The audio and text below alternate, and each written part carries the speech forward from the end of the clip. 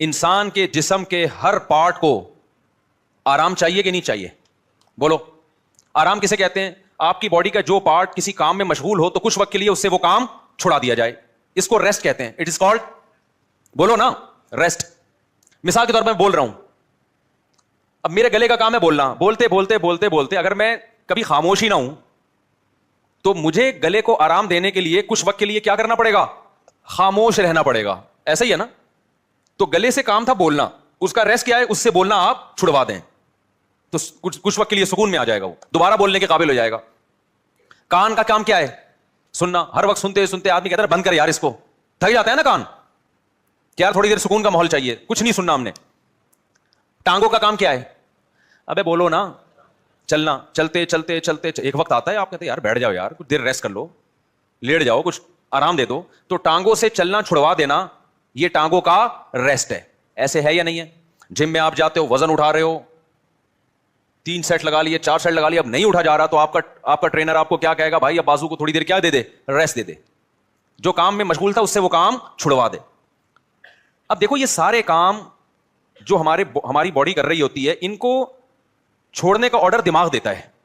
دماغ کہتا ہے چلنا بند کر دو, دماغ کہتا ہے سننا بند کر دو, دماغ کہتا ہے بولنا بند کر دو. دماغ کا اپنا کام کیا ہے؟ دماغ کا ریسٹ کیسے ہوگا؟ دماغ کا کام ہے سوچنا. کیا خیال ہے بھائی؟ اگر آپ لوگ سوچ رہے ہو تو سمجھ میں آئے گا کہ دماغ کا کیا کام ہے؟ سوچنا. مجھے آپ بتاؤ دنیا میں کوئی مائی کا لال ایسا پیدا ہوا ہے جو دماغ کو کہہ کے سوچنا بند کر دے؟ دماغ کو آرڈر کون دے گا؟ ہائے ہائے ہائے, آپ چل رہے ہو, ٹانگوں کو کون آرڈر دے گا کہ رک جاؤ؟ اتنا تو میرا خیال ہے جنرل نالج کا سوال ہے, یہ تو کوئی معاشرتی علوم کا سوال نہیں پوچھا میں نے. ٹانگوں کو کون آرڈر دیتا ہے کہ رک جاؤ؟ دماغ آرڈر دیتا ہے, تبھی ہم بریک لگا لیتے ہیں. میں بول رہا ہوں, بولتے بولتے تھک گیا, تو میرے گلے کو کون آرڈر دے گا کہ رک جاؤ؟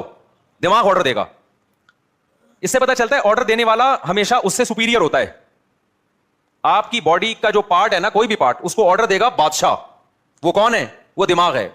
پھر یہ اس کی بات مانے گا, رک جائے گا, کیونکہ ہمارے ٹانگوں کے پاس سوچنے کے لیے دماغ نہیں ہے, وہ خود نہیں رکیں گی, ان کو آرڈر اوپر سے آئے گا. لیکن دماغ کو آرڈر کون دے گا کہ سوچنا بند کر دے؟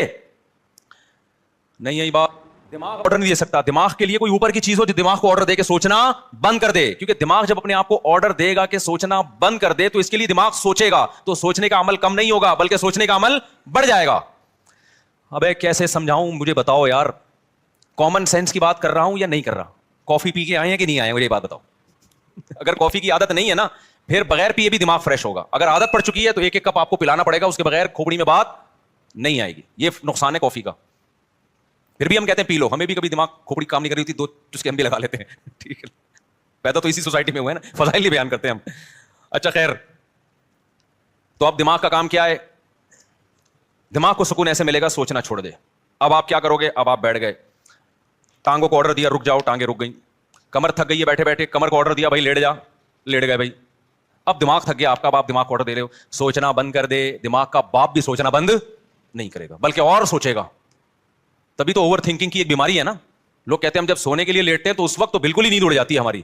ویسے چلتے پھرتے رہیں گے نیند آئے گی, بیٹھے ہوئے نیند آ رہی ہے, سونے کے لیے لیٹے اور نیند کے علاوہ اب سب کچھ آنا شروع, کیونکہ دماغ اب نیند کے بارے میں سوچنا شروع کر دیتا ہے کہ سو تو نہیں سویا, صبح دیر ہو جائے گی, دماغ خراب ہوگا, یہ ہوگا. اس سے نیند آنے کے بجائے کیا ہوتی ہے؟ اس ٹینشن سے نیند اور اڑتی ہے.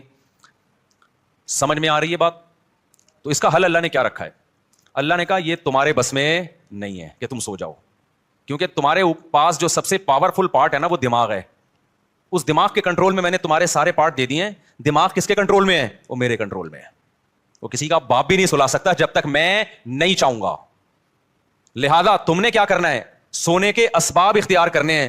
سونا تمہارے بس میں نہیں ہے. اسباب کے بتی بجھا دی, لیٹ گئے, سکون کا ماحول ہو گیا, پنکھا چلا دیا, یا نیند کی گولی کھا لی, بہت زیادہ ہو گیا تو یہی ہوگا نا. تو اس سے نیند کی گولی بھی آپ کو یاد رکھو سلاتی نہیں ہے. وہ کیا کرتی ہے؟ آپ کے جو پٹھے ہیں ان کو ریلیکس کر دے گی, خیالات کو مجتمع کر دے گی. نیند ڈاکٹر کہتے ہیں کہ نیند خود سے آتی ہے انسان کو, کوئی دوا نہیں لاتی نیند. دوا یہی ہے کہ وہ اسباب پیدا کر دیتی ہے, اس کے سکون کے اسباب پیدا کر دیتی ہے. لیکن دوا ڈائریکٹ نیند لانے والی اب تک کوئی دوا میری معلومات کے مطابق ایجاد نہیں ہے, جو ڈاکٹر کہتے ہیں. تو اب کیا ہوتا ہے؟ اب اللہ تعالیٰ بیچ میں آتے ہیں. اللہ تعالیٰ کہتے ہیں وَجَعَلْنَا نَوْمَكُمْ سُبَاتًا, تم اسباب اختیار کرتے ہو, لیٹ جاتے ہو. ہم کیا کرتے ہیں؟ تمہاری نیند ایک کینچی لے کر آتے ہیں ہم. کیونکہ ہم جو سوچنا بند نہیں کر رہے نا, وجہ اس کی کہ ہمارے دماغ کا اس دنیا سے کنیکشن ہے. یہ کنیکشن جب تک ختم نہیں ہوگا اس وقت تک آپ سوچنا بند نہیں کر سکتے. آپ جب سونے کے لیے لیٹے دن بھر کے خیالات ہیں, ابے یہ آیا تھا, یہ ہوا تھا, دوسری شادی, تیسری شادی, میرے بیان کسی نے سنے ہو, ٹھیک ہے نا, شادی نہیں ہو رہی یا ہو گئی ہے تو مصیبت. میرے جس نے بھی بیان سنے ٹینشن میں, وہ بھی ٹینشن میں جس کی نہیں ہو رہی, اور جس کی ہو گئی ہے وہ اس سے بڑی ٹینشن میں کہ یار یہ میں کیا کر بیٹھا ہوں. تو ٹینشنوں میں اور یہ اور وغیرہ وغیرہ 20 قسم کے آپ نکالتے چلے جاؤ دماغ سے. نہیں, اللہ کہتے ہیں میں میری قدرت کام کرتی ہے. میں کیا کرتا ہوں, اس کے جو لنک ہے نا, جتنے جہاں سے لیڈ آ رہی ہے اس کو, یہ دنیا سے آ رہی ہے نا, یہاں سے اس کے دماغ کا میں کنیکشن کیا کر دیتا ہوں, ساری تاریں, پاور ہی ختم ہو گئی. ارے میرے بھائی, بچہ کمپیوٹر پہ بیٹھا ہو, ہل کے نہ دے رہا ہو, پولیس بلا لی, بیٹا ہٹ جا یہاں سے, نہیں ہل رہا ہو تو آخری حل آپ کے پاس کیا ہے, وہاں سے پاور کھینچ دو, پاور ہی نکال دو, ایسی کی تار ہی کاٹ دو بیچ میں سے. اب چلے گا, اب پہیہ لگا کے تو چلے گا, ویسے نہیں چلے گا کمپیوٹر. تو اللہ میاں بھی کہتے ہیں وجعلنا نومکم سباتا, ہم نے تمہاری نیند کو دماغ اور اس دنیا کے کنیکشن کا کاٹنے والا, یہ نیند ایک کینچی ہے جو کیا کرتی ہے, تمہارے دماغ کا اس دنیا سے کنیکشن ختم. اصل بات جو میں بتانا چاہ رہا تھا, اللہ قرآن میں کیا کہتا ہے کہ تمہیں سکون دماغ کو اس وقت ملے گا جب کافی پیو گے, نہ چائے پینے سے, نہ چرس پینے سے, ہیروئن پینے سے, نہ دماغ کے سکون کے لیے اللہ نے نیند بنائی ہے, اور وہ والی نیند جو تمہارا اس دنیا سے کنیکشن ختم کر دے. کیونکہ ہم نے بہت سے لوگوں کو دیکھا ہے سو رہے ہوتے ہیں لیکن سب پتا ہوتا ہے کہ کیا ہو رہا ہے, اس کا مطلب ان کی نیند نہیں ہوتی ہے. گھوڑے بیچ کے سونے والی نیند کا اللہ ذکر کر رہا ہے قرآن میں. آپ دیکھ رہے ہو نا آج کل جو نیندیں ہو رہی ہیں, سو رہے ہیں اور سب سن بھی رہے ہیں کہ ہو کیا رہا ہے, بیگم کیا باتیں کر رہی ہے, کسی غیبتیں کر رہی ہے, گھر میں ساس کتنے دن سے آگے ٹھہری ہوئی ہے, جا کیوں نہیں رہی ہے, مہنگائی بڑھ رہی ہے, اسٹیبلشمنٹ نے یہ کیا کر دیا, اور فلانے نے یہ کیا کر دیا, اور مہنگائی کو یہ کیوں ہو گیا, وغیرہ وغیرہ 20 قسم کے مسائل, اور سو بھی رہا ہے. ذرا سی بات کرو تو کہتے ہیں کیا, اچھا سوتے سوتے بتا رہا ہوتا ہے چپ جاؤ میں سو رہا ہوں. ابے تجھے پتا کیسے چلا کر تو سو رہا ہے بھائی, کہتے چپ جاؤ میں کیا کر رہا ہوں, سو رہا ہوں. نہیں تو بس سو رہا تھا, گھر والوں نے مجھے اٹھایا کہ دروازے پہ کوئی ہے, تو میں نے کہا مجھے اٹھایا کیوں, کیا نیند خراب نہ ہو جائے نا. میں نے کہا نیند تو ہو گئی خراب, نیند تو ہو گئی خراب. تو گھوڑے بیچ کے سونا, غرق ہو کے سونا, بے ہوش ہو کے سونا, یہ والا سونا کون سا سونا ہے جس کو اللہ نعمت قرار دے رہا ہے اور جو دماغی سکون کا ذریعہ ہے. آج کل یہ والا سونا مارکیٹ سے شارٹ. کیوں شارٹ ہے, اس میں ہمارے اپنے گناہ بھی ہیں. اب یہ میرا ٹاپک نہیں ہے لیکن غصے پر کچھ 2 ہفتے سے بیان چل رہا تھا نا, تو اس کو بھی لگا دیتا ہوں اسی کے ساتھ. میں نے بتایا تھا نا آج کل جو ہر آدمی توے پہ بیٹھا ہوتا ہے نا غصے میں, اس کی ایک بہت بڑی وجہ کیا ہے, نیند پوری نہ ہونا. لوگ کہتے ہیں ہم تو 7-7 گھنٹے سو رہے ہیں. بھائی آپ سو تھوڑی رہے ہیں, 7-7 گھنٹے آپ سونے کی کوشش میں لگے ہوئے ہیں. اس میں کبھی دیکھو 3 کیفیتیں ہوتی ہیں, ایک انسان اس دنیا میں ہوتا ہے اور ایک بالکل قبر میں ہوتا ہے موت کے بعد. ایک بیچ کی کیفیت بھی ہوتی ہے, کچھ برزخ کی چیزیں دیکھ رہا ہوتا ہے اور کچھ اس دنیا کی چیزیں. قرآن سے پتہ چلتا ہے یہ ایک بیچ کی کیفیت ہوتی ہے جس میں کچھ یہاں کچھ وہاں. بالکل نیند میں بھی ایسا ہی ہے, اللہ نے نیند کو موت سے تشبیہ دی ہے.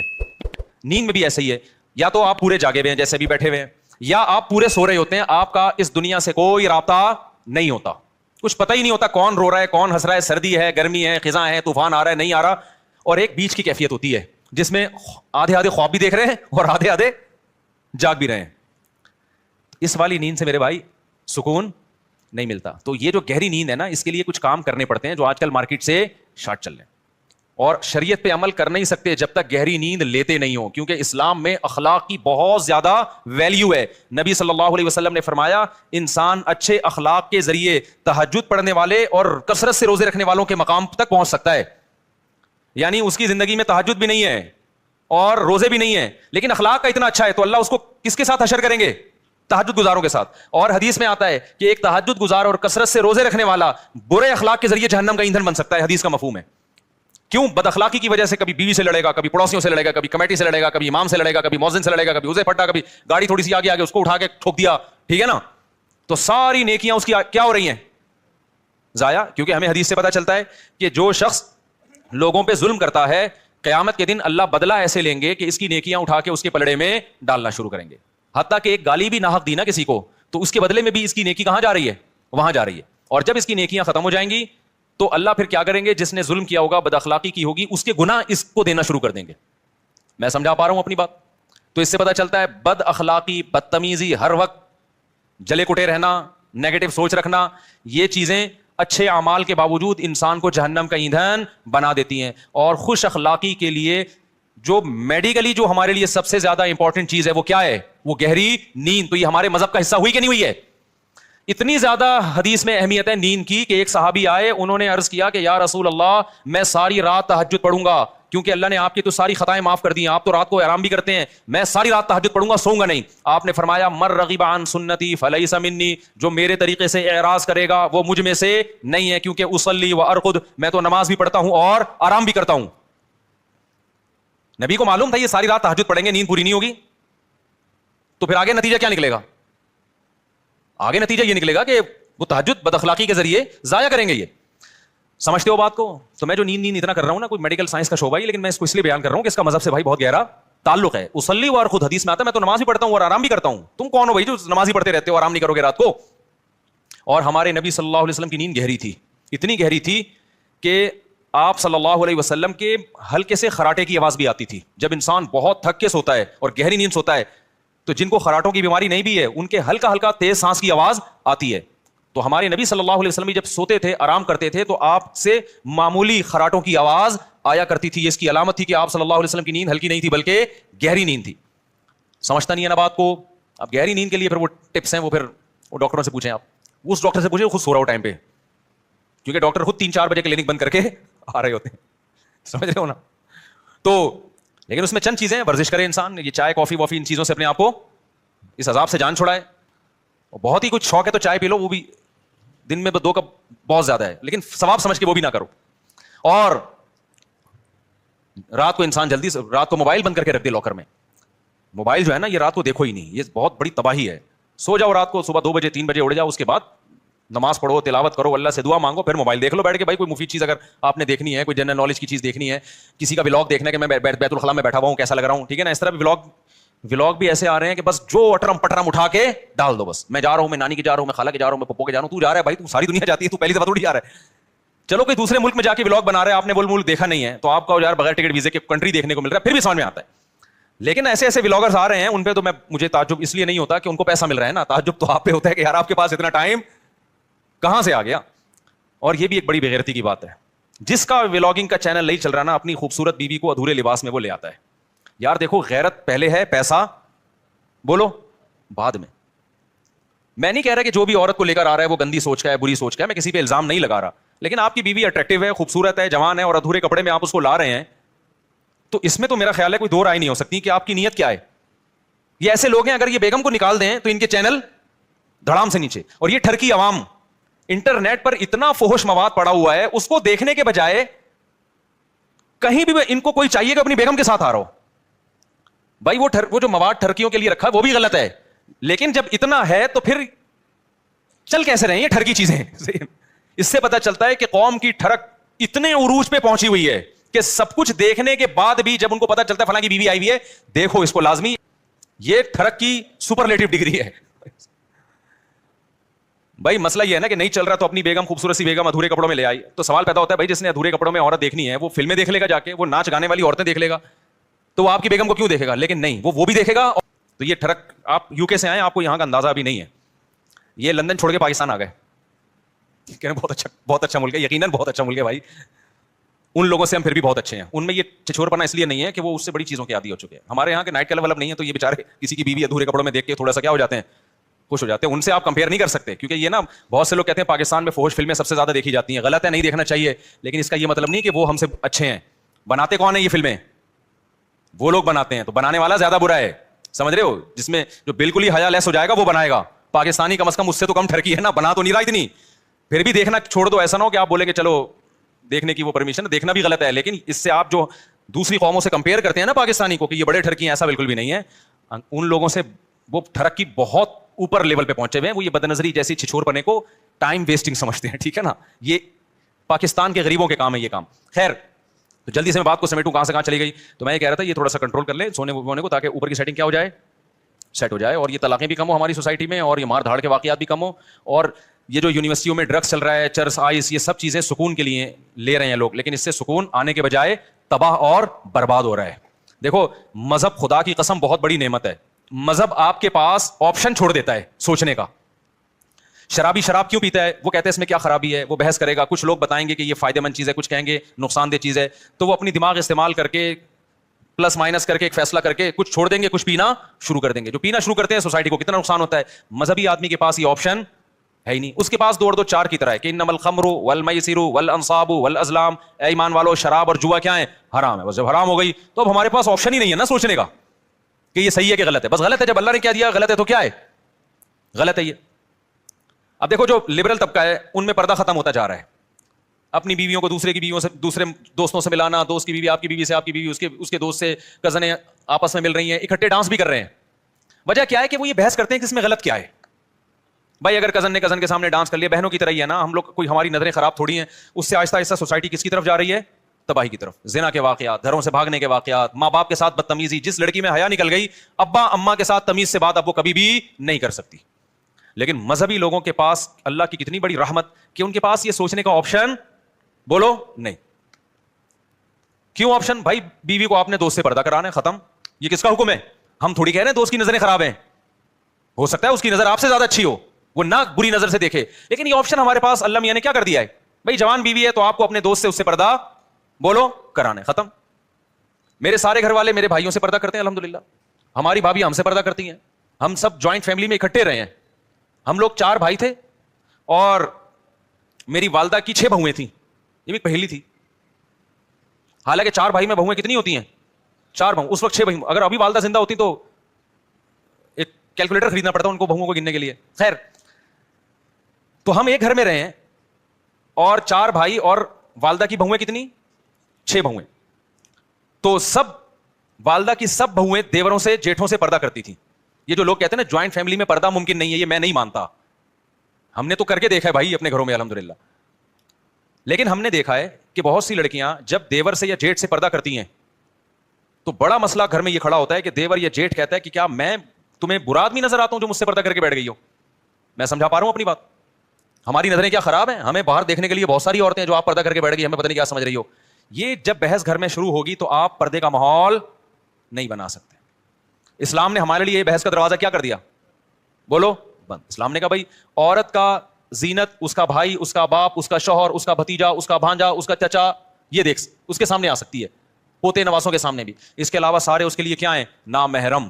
اب اس کا تعلق اس سے نہیں ہے کہ دیور جیٹ کی نظر اچھی ہے یا گندی ہے. بھائی اللہ کا حکم ہے بھابھی نے دیور سے پردہ کرنا ہے. تو مذہب والا آدمی جو مذہب کو فالو کرتا ہے نا، بہت سارے کنفیوژن اللہ نے اس کے لیے کیا کر دی ہیں؟ آسان. ان سے نکلنا آسان کرتا ہے. وہ کہتے ہیں بھائی شریعت کا حکم ہے، ختم. تو سکون سے زندگی گزرتی ہے، گھروں کا ماحول اچھا ہو جاتا ہے. غیر مسلم لوگ نا، پہلے یہ کزنوں سے پردہ ختم ہوا، پھر ناچنا گانا شروع ہوئے، اب اس کے بعد ان کے گھروں کا ماحول آپ غیر مسلموں کا جا کے دیکھو، گھروں میں محبتیں کیا ہو گئیں؟ ختم. خیر میں اب اصل ٹاپک کی طرف آتا ہوں. تو یہ ڈپریشن کی بات چلی تھی نا، چھوٹے موٹے لگا رہے ہیں، ان سے ڈپریشن ختم نہیں ہوگی. ان سے ڈپریشن کیا ہوگی؟ یونیورسٹی میں لڑکیاں بھی آج کل چرس الحمدللہ پینا شروع کر دیا انہوں نے. یہ اللہ کا بڑا فضل ہے. یعنی یہ تنظیم میں کہہ رہا ہوں میں کہ کیونکہ ہماری یونیورسٹیاں، ہمارے لبرل لوگ دینی مدرسوں پہ اعتراض کرتے ہیں کہ بچوں کو بگاڑتے ہیں یہ. اور جب ہم یونیورسٹیاں گئے تو وہاں ہم نے جب دیکھا کہ یہ سب کچھ چل رہا ہے تو پتہ چلا کہ تمہارا بگاڑ اور ہمارے بگاڑ میں بھائی زمین آسمان کا فرق. ہم نے اپنے مدرسے کے دور میں ایک طالب علم کو سگریٹ پیتے ہوئے دیکھا تھا، وہ بھی چھپ کے. اس کو بھی پتا تھا کہ میرے استاذوں کو پتا چل گیا تو میری ایسی کی تیسی ہو جائے گی، ماں باپ کو بھی نہیں پتا چلے. اور یونیورسٹی میں اگر آپ چلے جائیں نا تو ہو سکتا ہے آپ کو بھی فری میں مل رہی ہو وہاں پہ کہ ایک سٹا آپ بھی لگا لیں. اللہ بچائے، یہ بہت برا ماحول ہے لیکن جا رہے. جب مذہب آپ کی سوسائٹی سے نکلے گا تو ایجوکیشن ہی آپ کی تباہی بربادی کا ذریعہ بن جائے گی. خیر ہم چل رہے تھے قربانی پہ، پتہ نہیں یہ کہاں سے آ گیا. ہم آپ نے کھینچی پکڑ کے رکھی جی.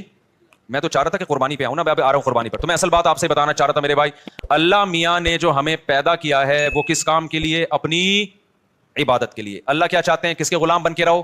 اللہ کے. ہاں میں یہ کہہ رہا تھا اگر آپ اللہ کی غلامی نہیں کریں گے تو کلچر کے غلام بننا پڑے گا، خاندان کا غلام بننا پڑے گا، بڑی بڑی عالمی طاقتوں کا غلام بننا پڑے گا آپ کو. تو آزاد دنیا میں کوئی بھی نہیں ہے. آزادی کا لیبل لگا کے آزادی کی باتیں کی جاتی ہیں، حقیقت میں آپ کو ایک طبقے سے نکال کے دوسرے طبقے کا غلام بنایا جاتا ہے. جیسے آج کل کے مذہبی اسکالر تقلید کے بڑے خلاف ہیں کہ ان مجتہدین کی تقلید مت کرو.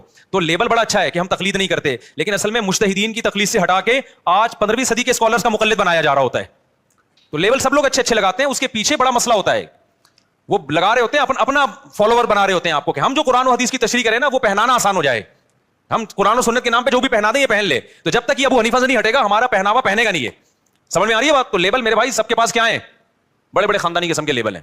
تو پھر دیکھو کچھ بھی پہنا دیتے ہیں قرآن و سنت کے نام پہ اور لوگوں کے پاس علم نہیں ہوتا تو وہ پہن کے گھوم رہے ہوتے ہیں الحمد. تو اب جو بات چل رہی تھی وہ یہ چل رہی تھی کہ اللہ میاں چاہتے ہیں کہ اس کے غلام بن کے رہو. وہ میں خاتون کا واقعہ بتا رہا تھا نا کہ خلا لے لیا کورٹ نے فوراً کھڑاک سے کھلا پکڑا دیا, بچے باپ سے محروم. اب جب بچیاں جوان ہوئی ہیں تو اب وہ در بدر کی ٹھوکریں کھا رہی ہیں.